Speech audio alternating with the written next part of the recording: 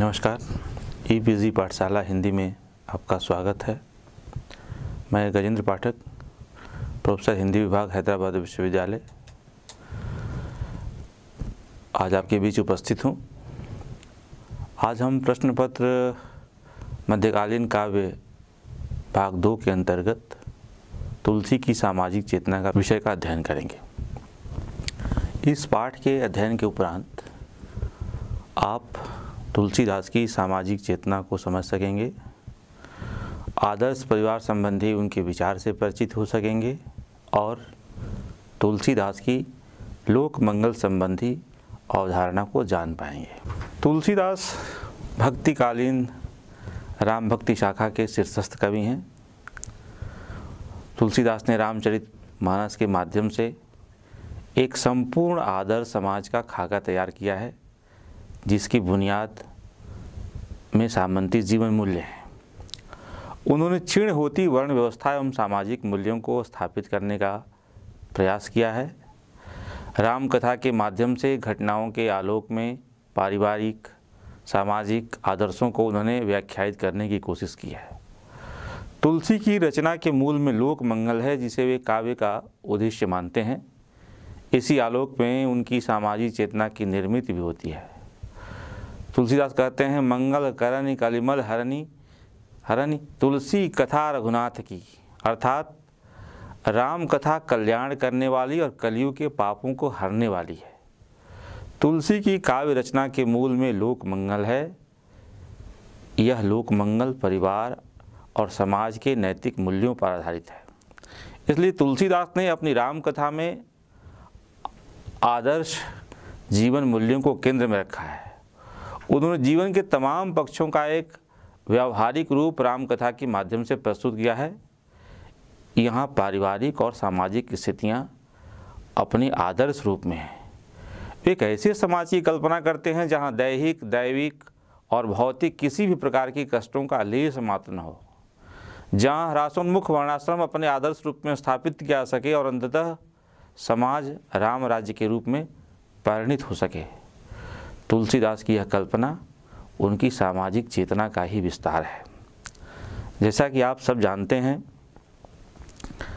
तुलसीदास के साथ साथ भक्ति काल में अन्य कवियों ने भी एक आदर्श समाज की कल्पना की है।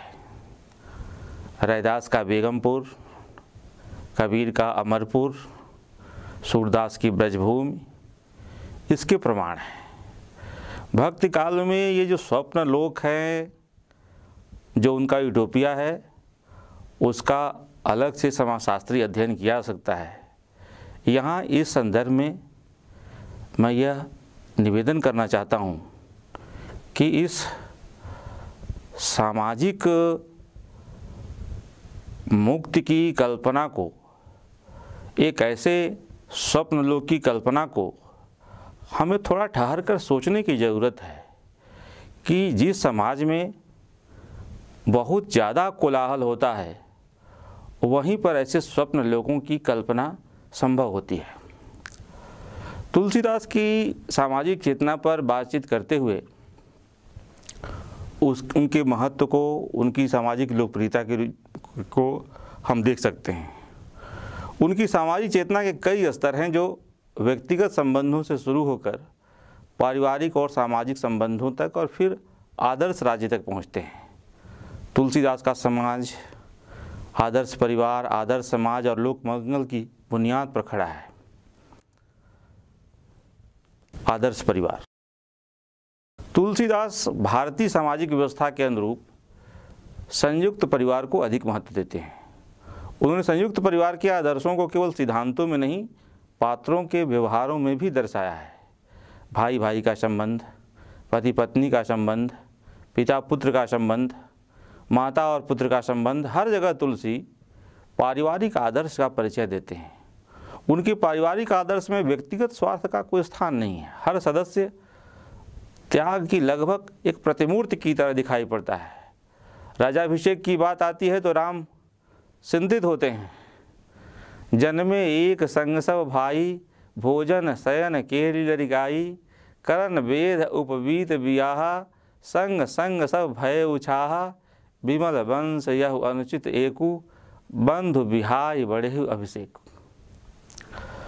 हम सब भाई एक ही साथ जन्मे, खाना सोना लड़कपन के खेल कूद कंछेदन जनेऊ विवाह सब उत्सव एक साथ हुए, परंतु राज्याभिषेक मेरा ही क्यों?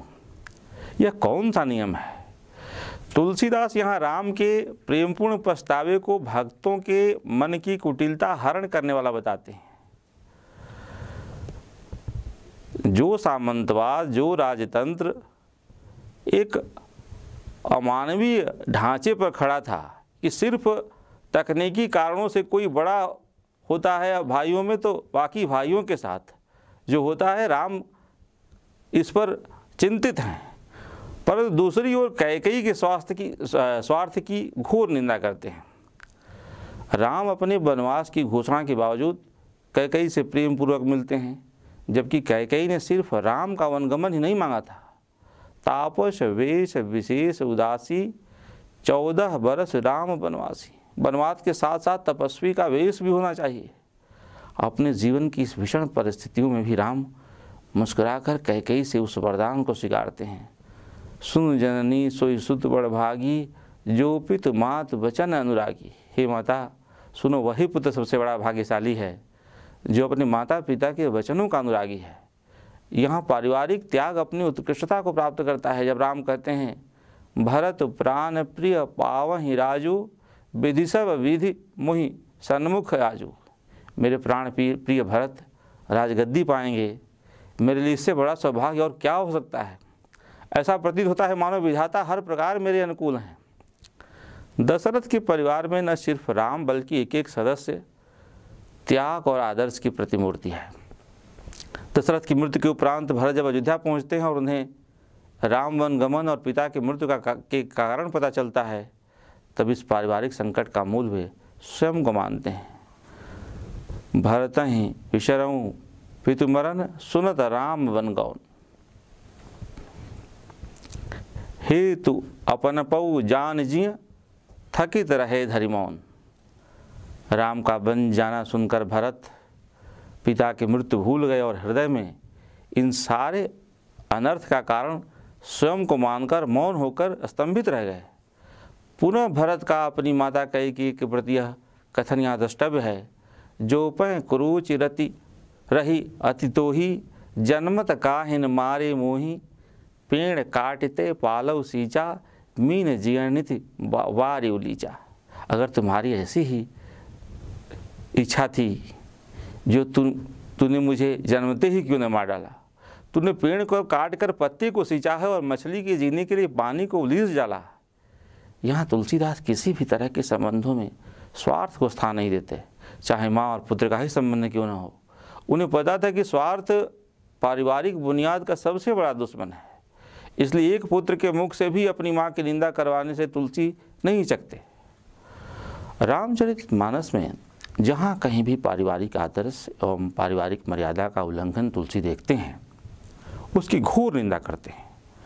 बाली और सुग्रीव का परिवार भी इसका उदाहरण है। सुग्रीव अज्ञानता या संदेहवश बाली को मृत समझकर राज सिंहासन पर बैठ जाता है, परंतु बाली का लौट कर आना और बिना कुछ कहे सुग्रीव को शत्रु के समान समझकर अपने छोटे भाई की स्त्री का हरण कर लेना तुलसीदास के लिए पारिवारिक मर्यादा का उल्लंघन है। बाल की मृत्यु के वक्त तुलसीदास राम से यह कहवाना नहीं बोलते, अनुज बधु भगिनी सुत नारी, सुनुसठ कन्या समय चारी, इन्हीं कुदृष्ट बिलोकई जोई, ताहि बंधे कछु पाप न हुई। छोटे भाई की स्त्री, बहन, पुत्र और स्त्री और कन्या ये चारों समान हैं। इनको जो कोई बुरी दृष्टि से देखता है उसे मारने में कुछ भी पाप नहीं होता। पारिवारिक मर्यादा और संबंधों में प्रतिबद्धता को तुलसीदास रावण के परिवार में भी दिखाते हैं। रावण द्वारा सीता का हरण कर लेना एक अनुचित कार्य था, फिर भी उसके परिवार के सदस्यों ने इस बात की जानकारी के बावजूद पारिवारिक मर्यादा का निर्वाह किया। मंदोदरी मन महु अस ठायऊँ, पिय ही काल बस मतिभ्रम भयऊँ। रावण को काल बस मतिभ्रम हो गया है, फिर भी अंत समय तक उसका साथ देती है। त्रिजटा, कुंभकर्ण, मेघनाद या फिर रावण परिवार के अन्य सदस्य सब अपनी पारिवारिक मर्यादा में जीते हुए अंत में मृत्यु को प्राप्त होते हैं, परंतु विभीषण द्वारा अपने भाई का साथ न देकर राम की शरण में जाना, हालांकि भक्ति भाव के दृष्टिकोण से तुलसी उसे महत्व देते हैं, लेकिन जहाँ परिवार की बात आती है विभीषण को महत्व नहीं मिलता। आज सामान्य जनमानस में भी विभीषण एक भ्रातृ द्रोह का पर्याय मात्र है, इस पर तरह तरह के मुहावरे गढ़े जाते रहे। सामाजिक आदर्श। तुलसीदास के सामाजिक आदर्श का आधार वर्णाश्रम धर्म है। ये वे वर्णाश्रम आधारित समाज को आदर्श समाज की कोटि में रखते हैं, जहाँ समाज का प्रत्येक व्यक्ति अपने वर्णानुसार सामाजिक मर्यादा का पालन करता है। वर्णाश्रम के इस सोपान में तुलसी ब्राह्मणों को श्रेष्ठ घोषित करते हैं और उनके चरणों की बार बार वंदना करते हैं। बंदौ प्रथम महीसुर चरना, मोह जनित संशय सब हरना। वे सबसे पहले पृथ्वी के देवता ब्राह्मणों की चरण वंदना करते हैं, जो अज्ञान से उत्पन्न सभी संदेहों को हरने वाले हैं। वे आगे कहते हैं कि सापत ताड़त पुरुष कहंता, विप्र पूज्य अस गाँव ही संता। साप देता हुआ, मारता हुआ और कठोर वचन करता हुआ भी ब्राह्मण पूजनीय होता है, ऐसा संत कहते हैं।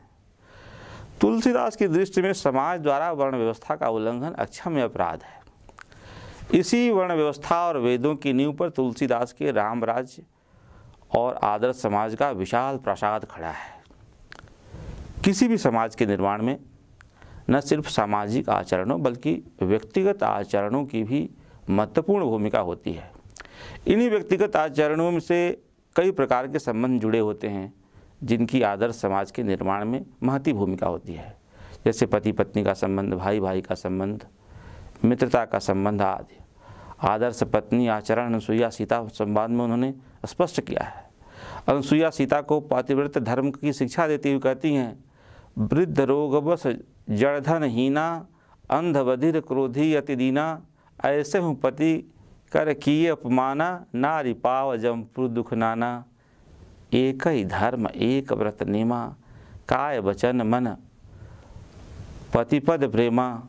जग पतिव्रता चारि विधि अहि, वेद पुराण संत सब कहहीं। उत्तम के अस बसमन माही, सपने हुआन पुरुष जग नाही। मध्यम परपति देखें कैसे, भ्राता पिता पुत्रनी जैसे।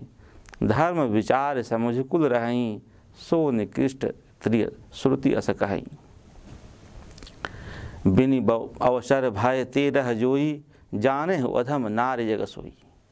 तुलसीदास के अनुसार वृद्ध, रोगी, मूर्ख, निर्धन, अंधा, बहरा, क्रोधी और अत्यंत दीन पति का भी अपमान करने पर स्त्रियां यमपुर में तरह तरह के दुख पाती हैं। शरीर, वचन और मन से पति के चरणों से प्रेम करना ही स्त्री का एकमात्र धर्म है। जगत में 4 प्रकार की पतिव्रताएं हैं। वेद पुराण और संतों के अनुसार उत्तम श्रेणी की स्त्रियां अपने पति को छोड़ दूसरे पुरुष के बारे में स्वप्न में भी नहीं सोचती हैं। मध्यम श्रेणी की स्त्रियां पति के अलावा दूसरे पुरुष को सगे भाई, पिता या पुत्र के रूप में देखती हैं। जो स्त्री भयवश पतिव्रता बनी रहती है, जगत में उसे अधम स्त्री समझना चाहिए। तुलसीदास एक आदर्श दाम्पत्य के लिए समाज में स्त्रियों का पुरुषों के प्रति इस आचरण को अनिवार्य मानते हैं। तुलसीदास ने पारिवारिक संबंधों में भाई भाई के संबंध को सर्वाधिक महत्व दिया है, क्योंकि यह संबंध अन्य संबंधों की अपेक्षा अधिक नाजुक है। इसलिए राम और भरत तथा राम और लक्ष्मण के माध्यम से समाज को भातृवत प्रेम की एक मिसाल देते हैं। राम और भरत का प्रेम पारिवारिक संबंधों के माधुर्य का जीता जागता उदाहरण है। अयोध्या लौटने पर जब भरत को अपने राजपद और राम के वनवास का पता चलता है तो वे कैकेयी की भर्त्सना इन शब्दों में करते हैं, भे अति अहित राम तेव तोही, कोतु अहसि सत्य कह मोही। जो हसी सो हसी मुहम्मद सिलाई, आँखी ओट उठ बैठे ही जाई। राम भी तुझे अहित हो गए, तू कौन है? मुझे सच सच कह, तू जो है सो है, अब मुंह में स्याही पोतकर मेरी आंखों से ओझल हो जा। यहाँ तुलसीदास माता पुत्र के संबंधों के से ऊपर भाई भाई के प्रेम को स्थान देते हैं। आगे चलकर जब लक्ष्मण को शक्तिवान लगता है तो यह वो घटना बन जाती है, राम के जीवन की सबसे बड़ी विपत्ति बन जाती है। राम कहते हैं, जो जन त्यों बन बंधु बिछोहु, पिता वचन मन त्यों नहीं होहु, सुतबित नारी भवन परिवारा, हूँ ही जाहि जग बारि ही बारा, अस विचार जिय जागहूँ ताता, मिलन जगत सहोदर भ्राता।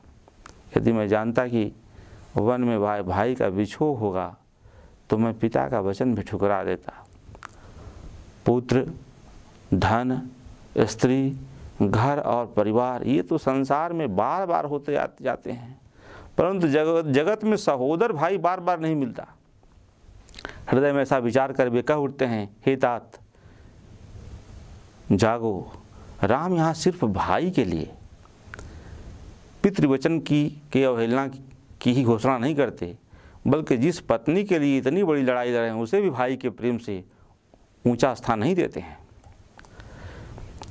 जयहूँ अवध कमन मुँह लाई, नारी हेत प्रिय भाई गंवाई, बरु अपजस सहत्यों जग माही, नारी हानि विशेष क्षति नाही। स्त्री के लिए प्यारे भाई को खोकर मैं कौन सा मुँह लेकर अयोध्या जाऊँगा। मैं अपनी स्त्री के खोने की बदनामी जगत में सह लेता, क्योंकि स्त्री की हानि से कोई विशेष क्षति नहीं थी। यहाँ भ्रातृ प्रेम के साथ तुलसीदास के मन में स्त्रियों के प्रति एक निरादरपूर्ण भाव भी है, जिसे नज़रअंदाज नहीं किया सकता। रामचरितमानस के राम एक आदर्श मित्र भी हैं।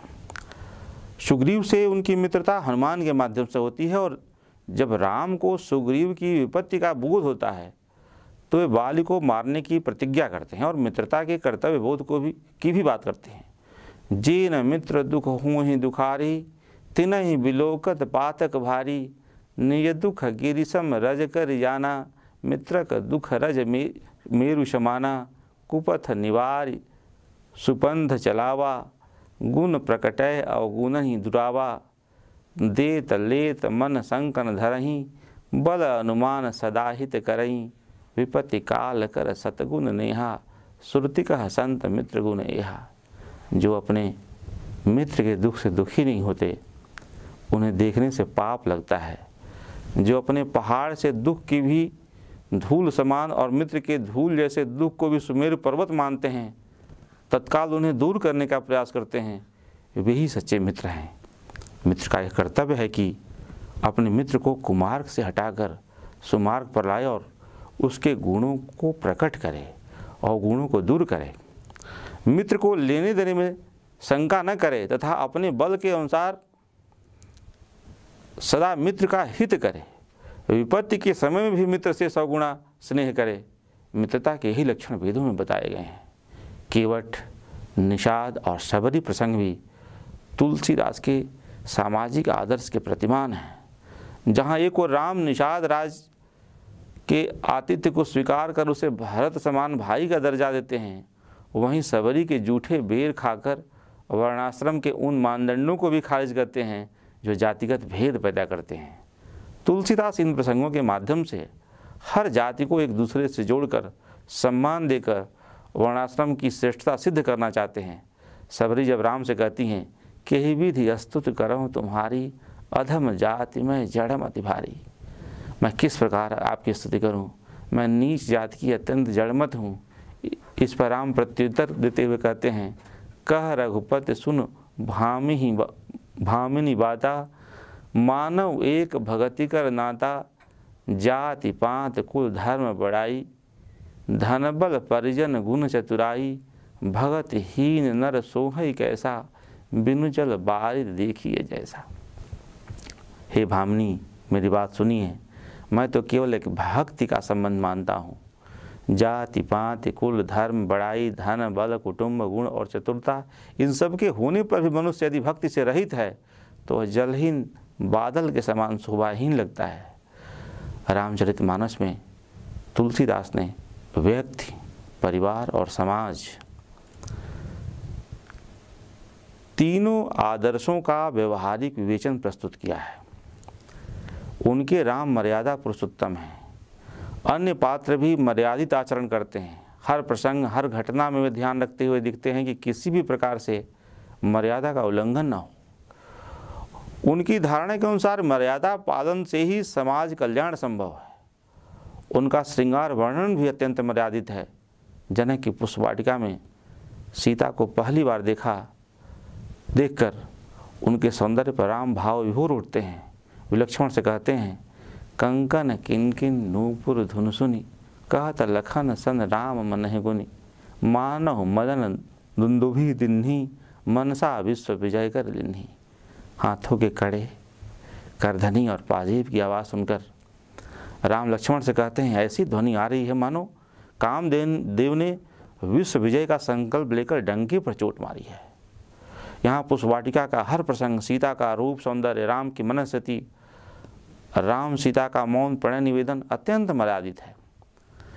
तुलसी के राम अपने शत्रु के भाई तक को शरण देते हैं। विभीषण जब राम की शरण में आते हैं तो राम उन्हें उचित सम्मान देते हैं और हनुमान से कहते हैं, शरणागत कहूँ जे तजहि, निज अनहित अनुमान, तेनर पावर पापमय तिनहि बिलोकत ध्यान। जो मनुष्य अपने अहित का अनुमान कर शरण में आए हुए का त्याग कर देते हैं वे क्षुद्र हैं, पापमय हैं, उन्हें देखने से भी पाप होता है।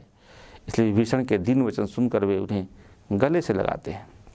दीन वचन सुन प्रभु मन भावा, भुज विशाल गहि हृदय लगावा।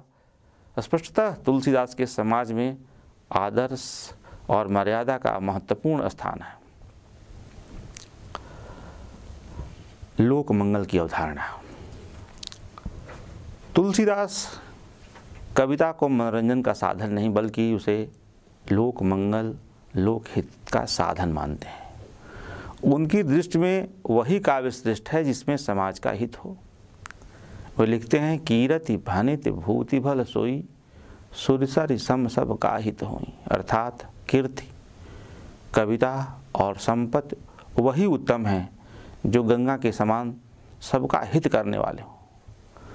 तुलसीदास ने रामचरितमानस में इसके सैद्धांतिक और व्यवहारिक दोनों पक्षों का ध्यान रखा है। यह ग्रंथ उदारता, त्याग, दया इत्यादि वृत्तियों को जागृत करता है। उन्हें उनके राम संसार में हो रहे अधर्मों के बीच धर्म स्थापना के लिए प्रकट होते हैं। तुलसीदास कहते हैं, जब जब होई धर्म के हानि, बाढ़हि असुर अधम अभिमानी, तब तब प्रभुधरि मनुज शरीरा, हरहि कृपा निधि सज्जन पीरा। जब जब धर्म की हानि होती है, असुर का अधर्म और अभिमान बढ़ने लगता है, तब तब प्रभु मनुष्य रूप में अवतरित होते हैं और सज्जनों का दुख हरते हैं। सामाजिक धार्मिक कष्टों से निरंतर पीड़ित असंख्य जनता को तुलसी का यह अटल विश्वास आश्वस्त करता है। त्रस्त जनता किसी एक ऐसे नायक की अपेक्षा करती है जिनके स्मरण मात्र से दुख दूर होने का संबल मिले। इस प्रसंग में मुझे तुलसीदास के राम राज्य से प्रभावित गांधी के राम राज्य की परिकल्पना याद आ रही है। स्वाधीनता आंदोलन के दरमियान आप सबको याद होगा कि महाराष्ट्र से चलकर अवध में किसान आंदोलन संभव करने वाले बाबा रामचंद्र ने तुलसीदास की कविताओं का सृजनात्मक उपयोग किया था। राम राज्य की परिकल्पना को गांधी ने स्वाधीनता आंदोलन के साथ जो जोड़ कर देखा, उसमें कहीं न कहीं अवध के किसान आंदोलन में बाबा रामचंद्र द्वारा तुलसीदास की कविताओं का उपयोग भी था। तुलसी ने राम को ऐसे ही आदर्श और दुखहर्ता रूप की परिकल्पना की है। राम धर्म और नैतिकता के मानदंड हैं। एक मनुष्य के जितने भी आदर्श हो सकते हैं, त्याग, विराग, मानवता, लोकहित, सब रूपों की परिकल्पना तुलसीदास ने की है। उनके राम सर्वगुण संपन्न, सर्वशक्तिमान एवं शीलवान नायक हैं। वे शील, सौंदर्य और मर्यादा के भंडार हैं, जन जन के प्रिय हैं। इतना ही नहीं, राम के साथ साथ सीता भी आदर्श पत्नी के रूप में, भरत आदर्श भाई के रूप में, हनुमान आदर्श सेवक के रूप में विद्यमान है। उन्होंने पात्रों की सृष्टि भी लोक मंगलकारी रूप में की है। उनके काव्य में विभिन्न संप्रदायों और मत मतांतरों के समन्वय की कोशिश भी स्पष्ट दिखती है। शैव और वैष्णव का समन्वय करते हुए कहते हैं कि शिवद्रोही मम दास कहावा, सोनर मोह सपने हूँ नहीं भावा। निर्गुण और सगुण, ज्ञान और भक्ति का समन्वय भी उनके यहाँ रूप में हुआ है। ज्ञान ही भगति नहीं कुछ भेदा, उभय हरहि सब भव संभव खेदा। इसके साथ साथ तुलसीदास ने दार्शनिक क्षेत्र, राजा प्रजा संबंध, पारिवारिक क्षेत्र, साहित्यिक क्षेत्र, नर नारायण के रूप में संपूर्ण समन्वय की विराट चेष्टा की है। अंततः तुलसी के राम मंगल भवन अमंगलहारी हैं। निष्कर्ष के तौर पर हम कह सकते हैं कि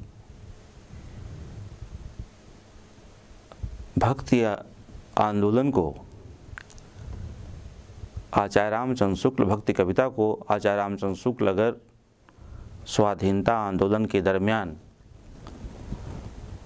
रीति कविता को विस्थापित कर स्थापित करते हैं तो उसमें तुलसीदास के लोक मंगल की, तुलसीदास के सामाजिक आदर्श की और सबसे बढ़कर तुलसीदास के जनोन्मुख काव्य की केंद्रीय भूमिका है।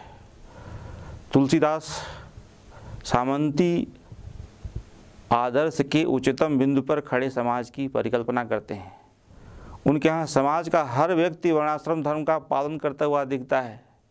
किसी का किसी से कोई मतभेद नहीं है, सब एक दूसरे से प्रेम करते हैं। यहाँ प्रजा से शास्त्र सम्मत अनुशासित आचरण की कामना है तथा राज के प्रजावत्सल एवं विवेकी होने की। यहाँ व्यक्ति, समाज एवं परिवार में मंगल साधना के भाव की अपेक्षा है। तुलसीदास की यह समाज व्यवस्था उनके राम राज्य के आदर्श में दिखाई पड़ती है। उन्होंने भारतीय समाज में व्याप्त जीवन मूल्यों को राम कथा के माध्यम से व्याख्यायित करने की कोशिश की है, जिसकी सामाजिक स्वीकृति को उनके काव्य की लोकप्रियता के माध्यम से देखा जा सकता है।